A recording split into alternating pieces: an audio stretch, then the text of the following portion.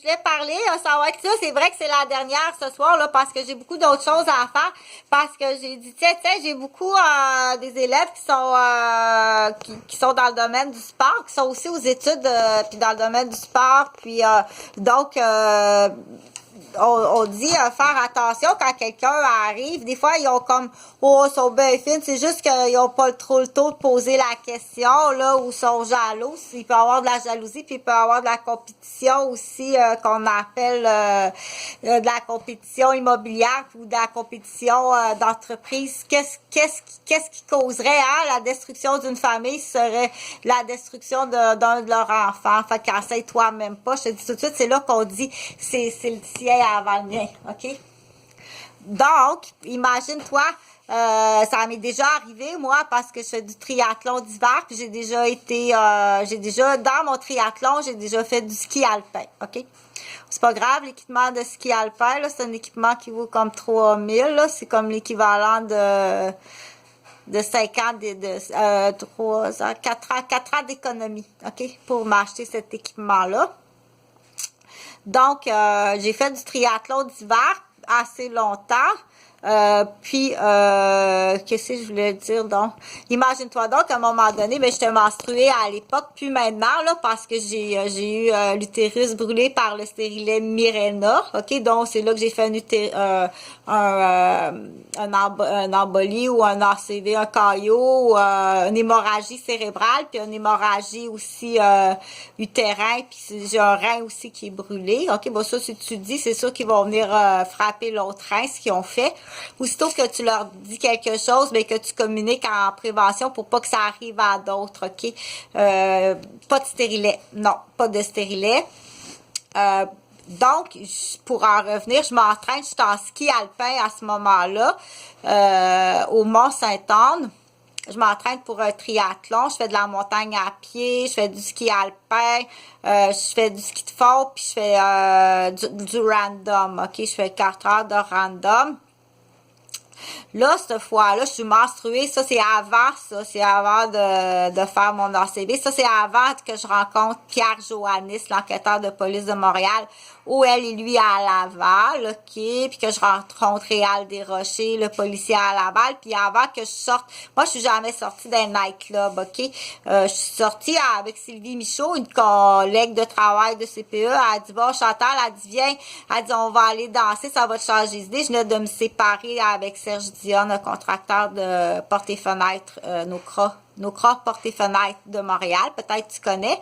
Donc, je venais de me séparer, là, ça a été une relation là, de portes et fenêtres. Fait que Sylvie, elle m'appelle, une collègue de travail qui a une garderie sur la rue Perrault. C'est assez important de faire les détails. Sylvie, qui est une femme suisse, ok, qui vient de la Suisse, qui est extrêmement belle, qui est une pianiste professionnelle, puis qui a fait aussi du sport toute sa vie, puis son papa puis sa maman sont des avocats d'une grande firme d'avocats, mais qui sont décédés. Donc, elle est orpheline, Sylvie. Puis elle a 2 garçons, elle est séparée, puis elle a 2 garçons dont elle a la garde, mais qu'elle assume pas mal tous les coûts, les frais de l'école privée, ok? À cause que son conjoint, il a tout il a pris l'argent de ce que Sylvie me compte. Moi, je le compte parce que c'est une collègue, puis oui, il y a des choses là qu'il faut aller vérifier.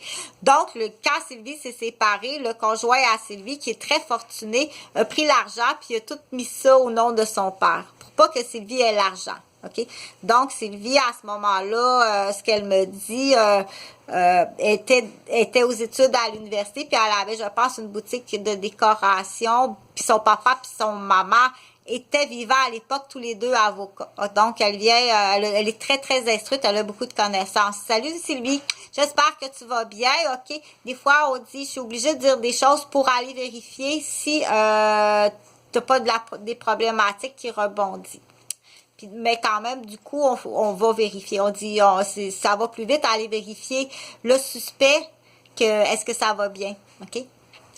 Donc, pour en revenir à moi-même, Cette fois-là, puis là, pour en finir avec justement Sylvie, parce que là, Sylvie a été bien gentille, là, à ce moment-là, on sort où elle et lui, c'est là qu'on rencontre pour la première fois, moi, je rencontre Pierre Joannis, qui est sur le bout du bar, un peu obèse, bien habillé en enquêteur, OK, de Montréal, puis pour cette fois-là. Après ça, on s'en va peut-être un week-end ou couple après. On s'en va aux Vieilles Portes à Saint-Sauveur. Puis là, on danse, moi puis Sylvie. Puis il y a un monsieur qui s'approche de nous, qui ressemble un peu à René Roberge, mon cousin, OK? Qui a des lunettes, puis qui chauffe un peu, mais bien habillé avec un foulard. Puis il dit qu'il est psychoéducateur.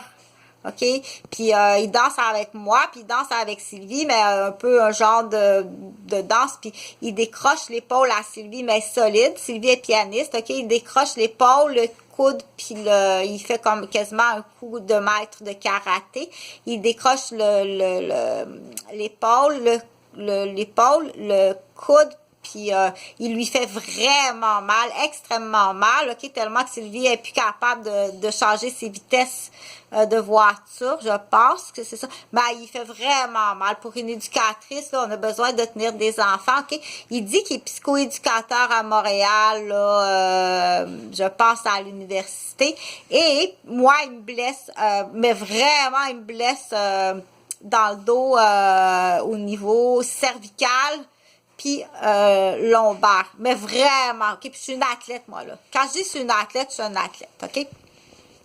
Fait qu'il me blesse solide.